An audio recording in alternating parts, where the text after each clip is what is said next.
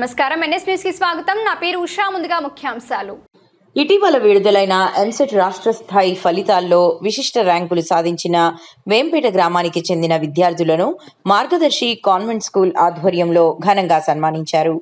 Nursery నుంచి 4వ తరగతి వరకు మార్గదర్శి కాన్వెంట్లో చదివిన విద్యార్థులు ఉన్నత ర్యాంకులు సాధించడం పాఠశాలకు గర్వకారణమని నిర్వాహకులు తెలిపారు. ఈ కార్యక్రమానికి జిల్లా అథ్లెటిక్స్ అసోసియేషన్ ప్రధాన కార్యదర్శి ఏలేటి ముత్తయ్యారెడ్డి ముఖ్య అతిథిగా హాజరై విద్యార్థులను అభినందించారు.